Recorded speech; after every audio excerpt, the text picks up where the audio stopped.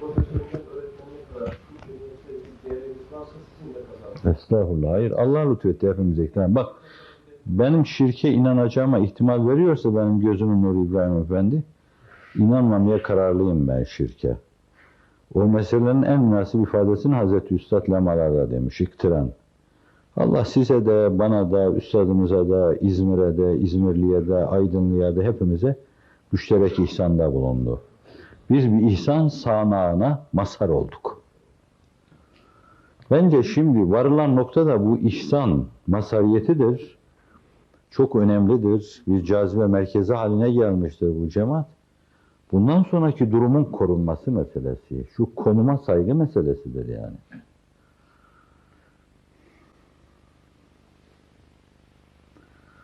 Bugün şöyle böyle gider bu mesele. Fakat bu hizmet, bu mesele bugünün meselesi değildir. Ve şöyle böyle gidecek bir mesele değildir yani. Bu mesele gelecek nesillerden bize emanettir. Onlara emniyet içinde tevdi edilmesi lazım.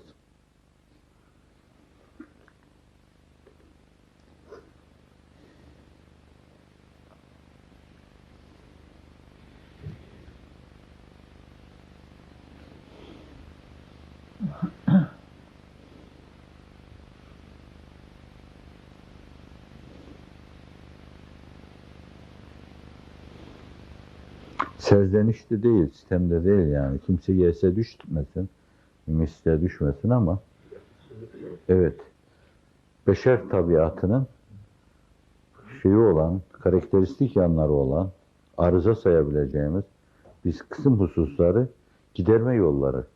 Bunu müzakere ediyoruz. Nasıl aşarız bunu? Nasıl aşarız? Bugün şu dinamiğe bağlı, bu dinamiğe bağlı, şu esasa bağlı, bu esasa bağlı, şu mehaz kutsiyetiyle irtibatlı, bu mehaz kutsiyetiyle irtibatlı ahengini koruyor. Fakat biz macera içinde olmuyoruz ki bu işin içinde yani. Günü var, bugünü var, yarını var. Bugün, yarın halihazırdaki şu durum itibariyle bu durumun beraberinde taşıdığı bir kısım tehdit amiz şeylerle, endişe verici şeylerle yarını bunun bir sarsıntı geçirecekse şayet bu kendi kendine halihazırda çekilen şeyler macera olacak. Evet.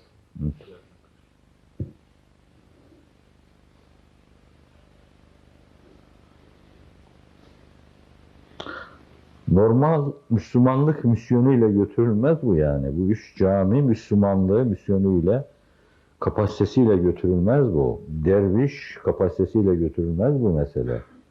Yani bu mesele tam bir sahabilik istiyor. Bir kardeş için aklından bile bir şey geçse, gece kalkıp 50.000 defa estağfurullah ya Rabbi, niye bağışlayın? Özür dilerim bak. Allah aşkına bağışlayın. Niye ben hayvan gibi davrandım demeli yani.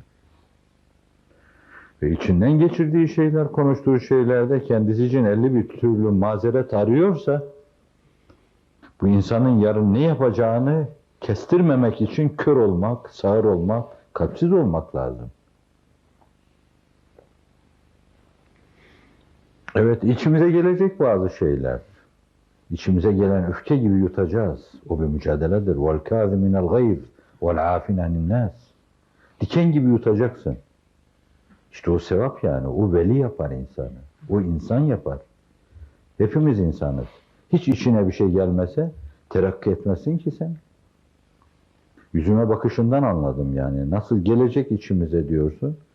Bu nasıl olacak? Bu gidip kalkıp tövbe edeceğim. Evet, içine gelecek ama anında boğacaksın. Yüz işmizazlarına kaymasına meydan vermeyeceksin. Davranışların tesir altına almasına meydan vermeyeceksin.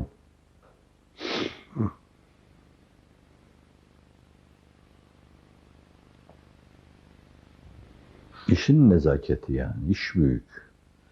Meleklerle temsil edilmiş, peygamberlerle temsil edilmiş, velilerle temsil edilmiş bir iş. Bugün böyle.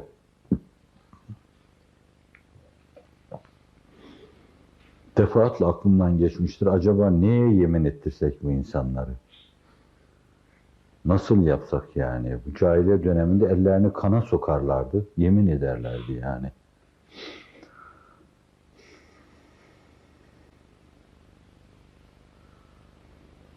Üzerimize lazım olmayan hiçbir şeyi konuşmasak, yarım kelimelik kimseyi taan etmesek, içimizde yanlış düşüncelere bir saniye bile yaşama fırsatı vermesek, bize kötülük yapanları affetsek, yaptıkları kötülüğün bile kendilerine göre bildikleri bir hikmeti vardır desek, bizim aklımızın ermediği bir hikmeti vardır desek ve temel prensibimiz olarak yine en kötü insanlarla anlaşma yollarını araştırsak, hani kobralarla, yılanlarla falan. İşin nezaketi böyle olmasını gerektiriyor bu. Bazıları sevmiyor. Ya bunun için Sevmemek için hiçbir sebep yok. Nefsimize Allah'a şikayet edelim.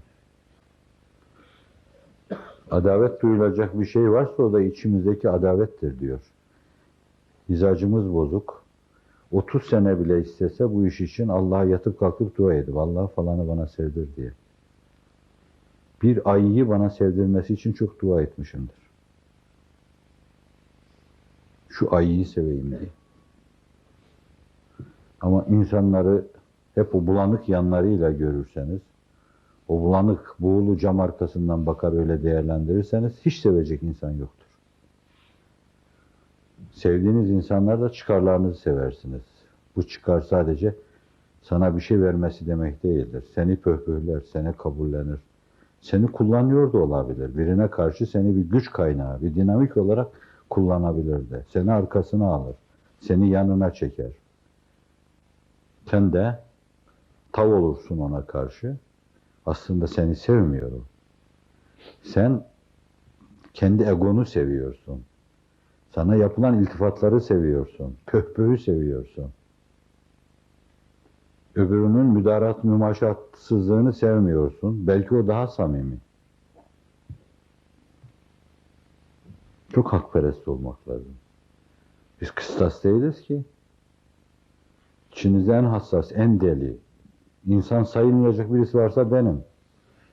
Fakat siz biliyorsunuz ki hani falan filan aleyhimde oldu, geldi buraya. Hala mı dedi bana? Ben ölçü değilim ki yani. Bana adam kafir nazarıyla bakmış.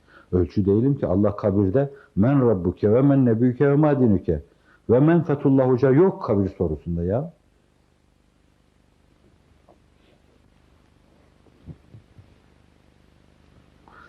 İmtihan olmadığını nereden biliyorsun? Sevme mizaç meselesi diyeceksin. Senin arkadaşın olan ben birini seviyorsam beni sevdiğin nereden belli? Bir göz hatırına çok göz sevilir. Allah Resulü elini yere vurdu, dedi ki ya Fatıma Ayşe'yi seviyorum, sen de sev onu dedi. İradi bir şey bu. Sev dedi onu. Senin vefan nerede belli? İlk kafandan kendi karar şeylerini, kriterlerini at kafandan. Benim kriterlerime uy. Evvela bir kere ben kimi seviyor, kimi öne çekiyorsam sen de ona evet de. Eyvallah de. Tekkede, zaviyede bu iş öyle geçer yani. Allah seviyorsa o insanı, onu gördükleri yerde, müşahede ettikleri yerde seni görmüyorlarsa, 8 kadem aşağıdaysan ve sen ona ibrar duyuyorsan, sana ibrar duyulmuyorsa çok demek ki sabrediliyor burada.